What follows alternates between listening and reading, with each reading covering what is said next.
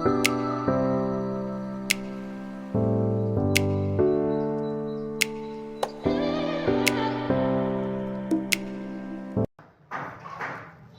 Everyone, स्वागत है आपका इस वीडियो में। आज की क्लास में हम देखेंगे क्लास 11th की बायोलॉजी में जो है हम भाग 7 देख रहे हैं। इसके अंतर्गत जो है हमने पिछले वीडियो में हम लोग पढ़ लिए थे कार्बोहाइड्रेट के बारे में, और जो है डाइजेस्टिव सिस्टम से रिलेटेड जितने भी हैं उसके बारे में जो है आपको डिटेल इस वीडियो में पढ़ाए जाएंगे।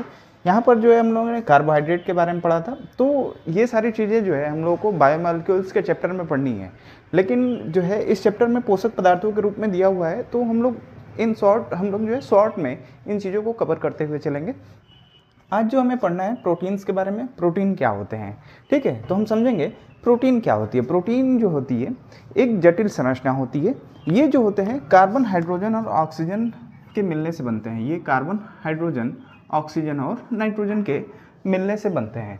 ठीक है, जो प्रोटीन होती है ये अमीनो एसिड्स के बहुलक होते हैं। प्रोटीन क्या होते हैं, तो अमीनो अम्ल का बहुलक होता है। ध्यान समझते चलिएगा, प्रोटीन अमीनो अम्ल का बहुलक होता है। बहुलक यानी जब प्रोटीन्स को छोटे छोटे भागों में तोड़ेंगे, प्रोटीन्स को क्या करेंगे, छोटे छोटे भागों में तोड़ेंगे, तो जो है ये किस में बदल जाएंगे, अमीनो एसिड्स में। किस में, अमीनो अम्ल में, अमीनो अम्ल के रूप में बदल जाएंगे।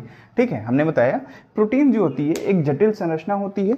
ये कार्बन, हाइड्रोजन और ऑक्सीजन और नाइट्रोजन से मिलने से बनती हुई है, और जो ये अमीनो अम्ल जो है अमीनो अम्ल के बहुलक होते हैं। प्रोटीन जो है अमीनो अम्ल का क्या होता है, बहुलक होता है। इसका मुख्य स्रोत क्या होता है, तो ये मांस, मछली, दूध, अंडा, पनीर और सोयाबीन में ये पाए जाते हैं। प्रोटीन का स्रोत क्या होता है, मुख्य स्रोत होता है मांस, मछली, दूध, अंडा, पनीर और सोयाबीन, है ना। ये जो है इसके अच्छे स्रोत होते हैं। ठीक है, अब ये जो प्रोटीन होती है ये बॉडी के निर्माण में सहायक होती है। बॉडी के निर्माण में सहायक होती है, बॉडी का स्ट्रक्चर बनाने में जो है कि महत्वपूर्ण होती है।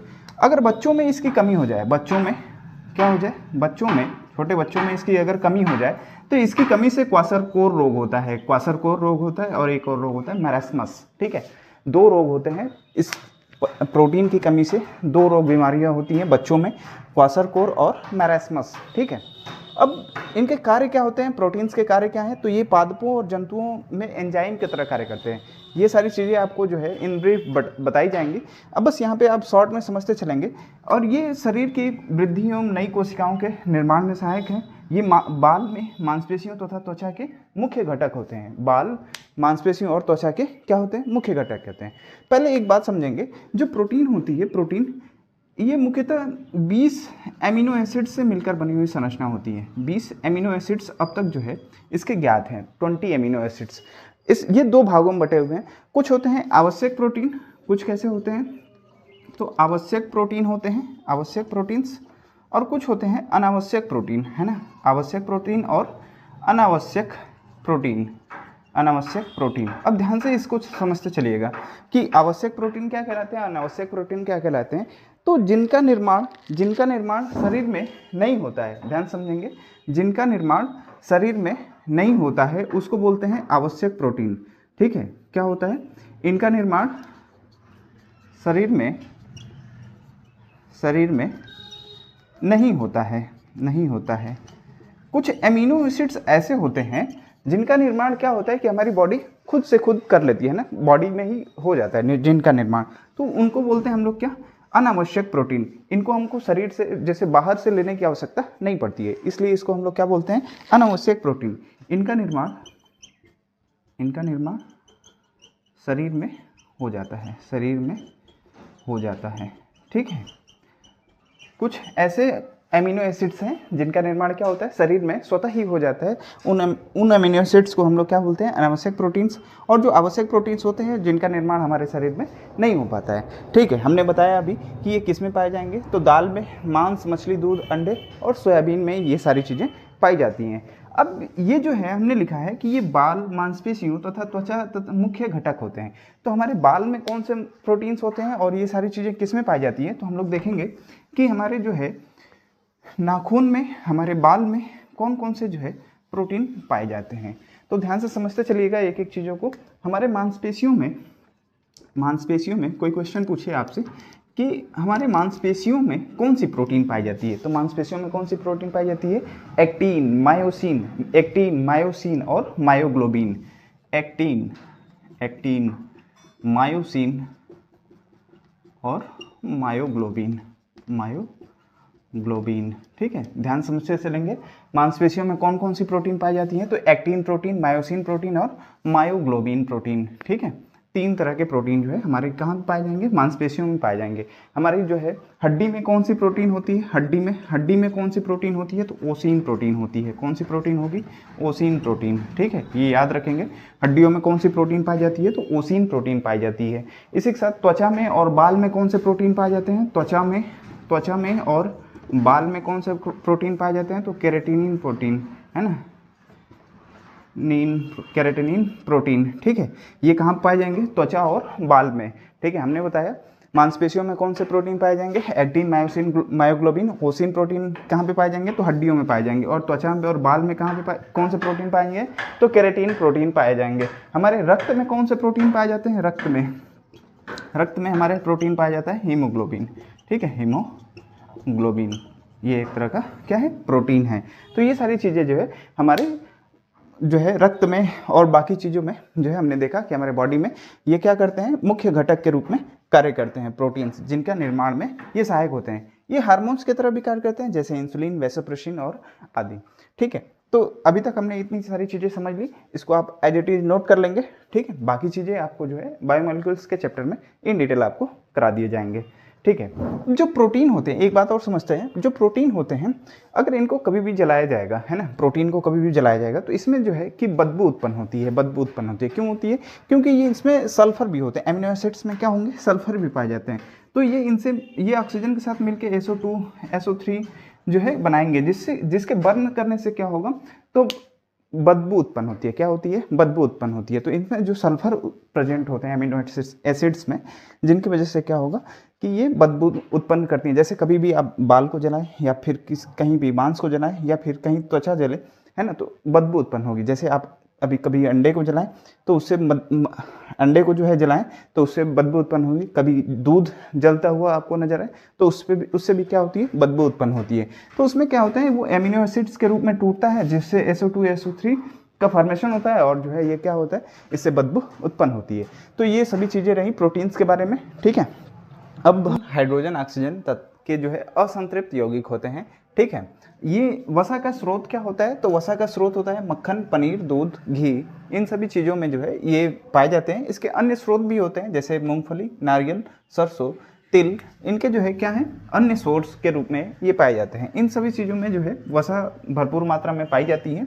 जैसे अब वसा का कार्य क्या होता है? तो वसा जो है शरीर को अधिक ऊर्जा प्रदान करती है। ये कार्बोहाइड्रेट की तुलना में जो है अधिक ऊर्जा प्रदान करती है बॉडी को। अब ये जो वसा होते हैं ये संतृप्त और असंतृप्त यौगिक होते हैं। वसा जो है क्या होते हैं? तो कार्बन, हाइड्रोजन तथा ऑक्सीजन के क्या होते हैं? संतृप्त तथा असंतृप्त। अब ये संतृप्त क्या है और असंतृप्त क्या है? तो ध्यान से समझेंगे। जो वसा होता है, वसा जो है वसीय अम्ल से मिलकर बने होते हैं। किससे मिलकर बने होते हैं? वसीय अम्ल यानी फैटी एसिड से मिलकर क्या होते हैं? बने होते हैं। ध्यान से समझेंगे। यानी जब वसा जो है सबसे छोटे मॉलिक्यूल्स में टूटेगा तो किस में बनेगा? वसीय अम्ल में, यानी फैटी एसिड्स में बनेंगे। अब जो ये फैटी एसिड्स होते हैं 2 तरह के होते हैं, संतृप्त होते हैं और असंतृप्त। संतृप्त और असंतृप्त, संतृप्त, असंतृप्त। ठीक है, अब ये सैचुरेटेड, नॉन सैचुरेटेड क्या होते हैं? सैचुरेटेड और नॉन सैचुरेटेड। ठीक है, अब ध्यान से समझते चलिएगा कि सैचुरेटेड क्या होता है और असंतृप्त क्या होते हैं, नॉन सैचुरेटेड क्या होते हैं या एसैचुरेटेड क्या होते हैं। अब ये जो होते हैं, सैचुरेटेड क्या होता है कि ये हानिकारक होते हैं, असंतृप्त यौगिक क्या होते हैं? तो हानिकारक होते हैं। ध्यान समझते चलिएगा, ये क्या होते हैं? हानिकारक होते हैं। हानिकारक क्यों होते हैं? क्योंकि ये जो है लो लिपिड वाले होते हैं। लो लिपिड का मतलब ये निम्न घनत्व वाले यौगिक होते हैं। लो लिपिड, निम्न घनत्व वाले यौगिक होते हैं, निम्न घनत्व वाले यौगिक। ठीक है, अब ध्यान से समझते चलिएगा इन सभी चीज़ों को। लो डेंसिटी लिपिड वाले संरचना होती हैं और ये जो सैचुरेटेड संरचना होती है ये लाभदायक होते हैं। ये कैसे होते हैं? लाभदायक होते हैं, लाभदायक, है ना। इनकी मात्रा यानी कि इनकी मात्रा शरीर में होने से जो है हमें नुकसान नहीं पहुंचते हैं, ये लाभदायक होते हैं। लाभदायक क्यों होते हैं? क्योंकि ये जो है उच्च घनत्व वाले यौगिक होते हैं, उच्च घनत्व वाले लिपिड होते हैं। एक तरह से ये कह लीजिए ये उच्च घनत्व वाले लिपिड होते हैं, लिपिड, ठीक है। और ये भी क्या है? निम्न घनत्व वाले क्या हैं? लिपिड हैं। अब ध्यान से समझेंगे, ये उच्च घनत्व वाले लिपिड हैं और ये निम्न घनत्व वाले हाई डेंसिटी लिपिड हैं। हाई डेंसिटी लिपिड यानी उच्च घनत्व वाले हैं। इनसे क्या होता है, जैसे इसके अगर मैं उदाहरण बताऊं तो इसका उदाहरण है सरसों, है ना। इसका उदाहरण क्या है? सरसों, सरसों का तेल, है ना, सरसों का तेल यानी जो है मस्टर्ड ऑयल। अब जो मस्टर्ड ऑयल होती है, ये अगर इनकी बॉडी में जो है मात्रा कंज्यूम हो तो ये ब्लड वेसल्स में क्या होती हैं? लो डेंसिटी होने के वजह से, लो डेंसिटी होने की वजह से ये जो है ब्लड वेसल्स का आयतन क्या करते जाते हैं? कम करते जाएंगे, या फिर इसका जो व्यास है वो क्या कर रहे हैं? व्यास क्या कर रहे हैं? कम कर रहे हैं, ठीक है। ध्यान समझिएगा कि जो लो डेंसिटी वाले लिपिड होते हैं वो निम्न घनत्व वाले होते हैं। निम्न घनत्व होने की वजह से, निम्न घनत्व के होने की वजह से ये क्या करेंगे? तो बॉडी में कोलेस्ट्रॉल की मात्रा क्या करेंगे? बढ़ाते जाएंगे। ये ब्लड कैपिलरीज को क्या करते जाते हैं? तो ये चिपकते हुए चले जाएंगे, है ना, वेन्स पे, ठीक है। तो इससे क्या होगा? ब्लड का बहाव जो है, ब्लड का बहाव क्या नहीं होता है? बहुत फोर्सफुली नहीं हो पाता है और ठीक ढंग से नहीं जाएगा, जिससे हृदय आघात की जो है कि आशंका बनी रहेगी। हृदय आघात, हृदय, है ना, इससे क्या हो सकता है? तो हृदय आघात यानी हार्ट अटैक के चांसेस ज़्यादा होते हैं, इसलिए ये हानिकारक होते हैं। जो संतृप्त यौगिक होते हैं, हाई डेंसिटी वाले लिपिड होते हैं, ये ब्लड वेसल्स में जो है डूब जाते हैं। ब्लड वेसल्स में डूब जाते हैं तो ये तैर कर जो है बाहर निकल जाते हैं, इसलिए ये जो है हानिकारक नहीं होते हैं। जैसे देसी घी, है ना, जैसे देसी घी, ये जो है इसका एग्जाम्पल है। ये जो है सबसे शुद्ध होता है। शुद्ध क्यों कह रहे हैं? तो ये जो है ब्लड वेसल्स में डूब कर चले जाएंगे, है ना, और ये जो है ब्लड वेसल्स से चिपकते नहीं हैं। और ये क्या होते हैं? तो ब्लड वेसल्स से चिपकते रहेंगे। अगर कोई ज़्यादातर नॉन सेचुरेटेड या एसेचुरेटेड संतृप्त यौगिकों का यूज करता है तो उसको ज़्यादा से ज़्यादा जो है फिजिकल वर्क करना चाहिए, यानी एक्सरसाइज करना चाहिए, जिससे क्या होगा कि ब्लड का बहाव बहुत तेज होने से ये जितने भी कोलेस्ट्रॉल की मात्रा है वो क्या होगा? तो इससे जो है ब्लड का फ्लो से ये जो है क्या होते जाएंगे? घिसते चले जाएंगे और जो है एक घिसते हुए क्या हो जाएंगे? फिर नली जो है ये क्या होगी? ब्लड वेसल्स की नली जो है धीरे धीरे समाप्त हो जाएगी। ब्लड के कोलेस्ट्रॉल जो जमा होंगे फिजिकल एक्सरसाइज की वजह से क्या होंगे कि रक्त का बहाव बहुत तेज हो जाएगा, जिससे ये सभी जो है कि नष्ट होते चले जाएंगे और जो है ब्लड वेसल्स क्लीन हो जाएंगे, ठीक है। तो ऐसे व्यक्ति जो ज़्यादातर जो है सरसों मस्टर्ड ऑयल का यूज करते होंगे तो जो है उनको ज़्यादा से ज़्यादा एक्सरसाइज करने की ज़रूरत है। क्यों? क्योंकि जो है इससे जो है वो जितने भी कोलेस्ट्रॉल की मात्रा यहाँ पर जो है कि जमी हुई है उनका जो है बहाव क्या होगा? तेज हो जाएगा। और जो है ये हाई डेंसिटी वाले लिपिड होते हैं जो क्या होते हैं? रक्त में डूबकर बाहर निकल जाते हैं और ये जो है ब्लड वेसल से चिपकते नहीं है, जिससे हृदय आघात की संख्या जो है क्या होती है? कम होती है। बहुत सारे ऐसे जो है कि लिपिड्स मार्केट में मिलते हैं जो नुकसान पहुँचाते हैं, ठीक है। तो ये जो संरचना रही प्रोटीन्स के बारे में और फैट्स के बारे में।